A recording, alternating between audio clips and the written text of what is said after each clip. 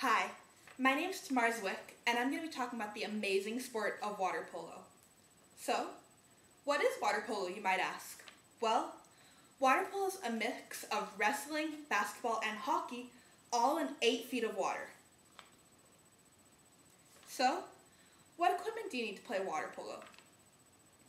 Well, first things first, everybody has to be properly dressed to play.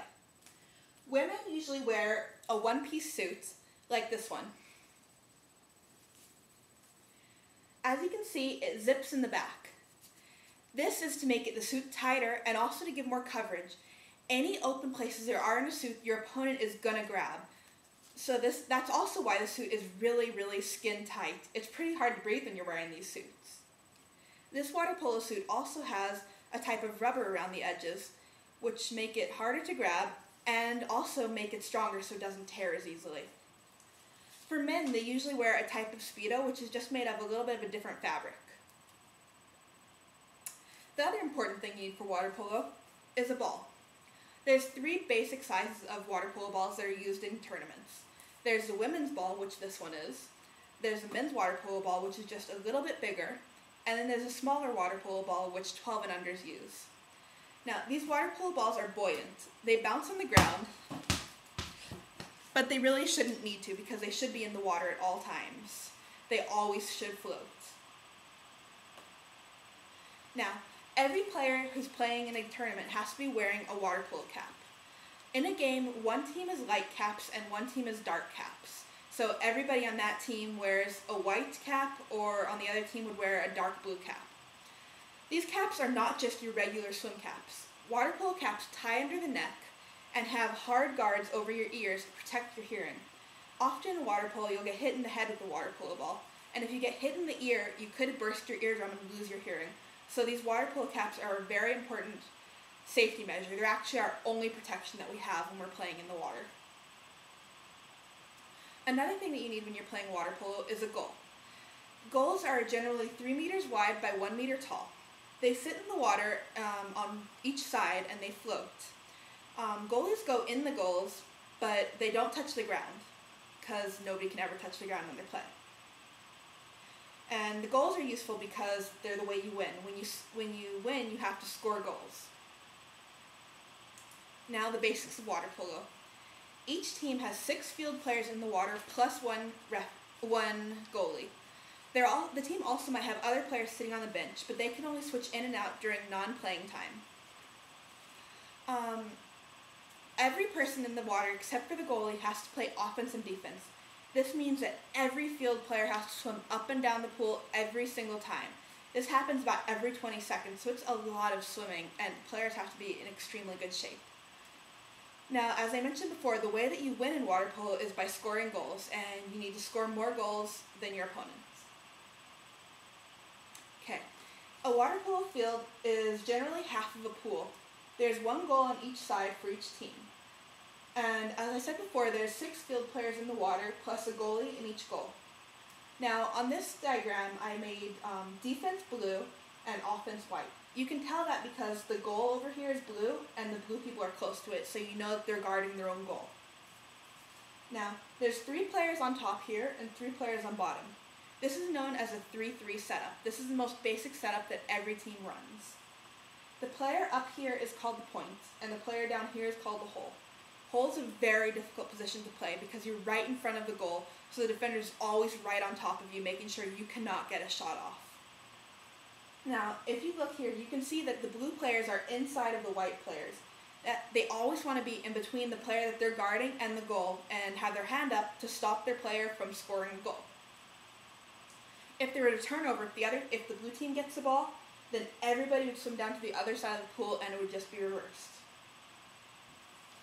For playing time, generally there's always 4 quarters unless the game goes into overtime. Each quarter lasts about 8 minutes, however they can be shorter. 8 minutes is what men's open teams usually play. Women's open teams play maybe around 7, and then younger divisions play less time. During playtime, there's a shot clock that each team has. They have 35 seconds to take a shot when they have the ball, otherwise the ball gets turned over and they lose possession. However, if they take a shot but don't score it and then they get the ball back, then that team gets a new shot clock, so that's really beneficial. So now for some of the basic rules. One of the most important rules that a lot of new players forget is that you can only touch the ball with one hand. You can go between your hands, but never ever two hands unless you're the goalie. This would result in a turnover, so the other team would get the ball if you touch it with two hands. Another important rule regarding the ball is that it cannot be put underwater. So if you have the ball, it always has to be on the water or above. Never ever underwater, especially if there's other players near you. This would also result in a turnover, so the other team would get the ball. Other rules regard how you defend the other player. You always have to defend the player so you're going after the ball and not the person. So you wouldn't want to hit the person you're guarding in the face. And if the person has the ball, then you'd want to hit their arm or the ball, not their shoulder. If you do that, it would be a foul. Also, when you're swimming in water polo, you do not want to swim on top of a person. That would make you kicked out. You always have to swim next to them, never ever on top. So, what happens when a foul occurs?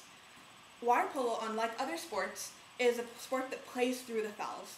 If you watch a water polo game, you might be rather confused because you'll hear a lot of different whistles blowing, but the players just keep going.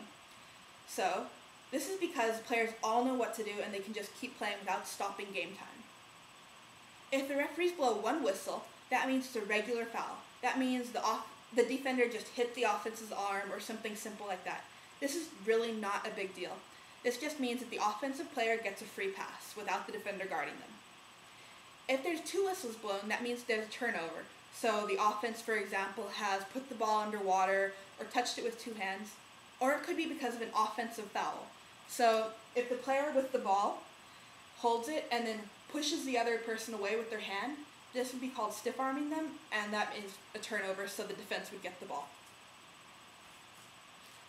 Also, there's three whistles. This is when a kick-out happens. A kick-out happens when there's a worse foul, for example, a player was swum on top of. This time, a player is kicked out of the pool for 30 seconds, and then the other team plays man down. So the offense would have 6 field players and the defense would have 5 field players. This is a huge disadvantage for the defense because they obviously cannot guard everyone anymore. So the setup changes of the pool, but that's a bit more specific. The player comes back in after 30 seconds. However, if the specific player has been kicked out 3 times, then they're out for the entire game. Also, what could happen when you hear 3 whistles, it could be a worse foul, so that for example, the defender swam on top of the offense when the offense was about to score a goal. This would mean that the offense then gets a free shot 5 meters away from the goal, just them and the goalie. They just get to sit there, pick up the ball, and shoot it. And if the goalie blocks it, then it's no goal. If the goalie doesn't, then it's a goal. Sometimes when you play water polo, you'll hear a lot of whistles blowing. This occurs when the referees are confused or have made different decisions, but generally this does not happen too often. There's 3 basic plays that almost every team runs: the drive, the fast break, and the cherry pick. The drive is when the 3 people on top would swim in to get the ball, or swim in and then the person would swim out and the other person would get, the person from the inside who's now on the outside would get the ball and shoot. This is basically just a play to get everybody in the water moving and hopefully to lose the defense so that somebody will become open and be able to get the ball to take a shot. The other play is a fast break. A fast break occurs when there's a turnover and the team that's going from defense to offense, some of them are faster than their person who's supposed to be guarding them. Then they get open on their side of the pool without a defender on them so they can get the ball and shoot it without being guarded. Another play is cherry picking. This is not a play that you'll generally see done in games. It's done when one team is a lot stronger than the other or when one team has a really weak player. This happens when the defense decides not to guard somebody on one team and drops back so that they are on offense already waiting for the ball. A lot of teams don't like it because it's risking that you're not guarding one player and they could be a good shooter. So, there you have it. Now you know the basics of water polo and you're ready to get in the pool and try it.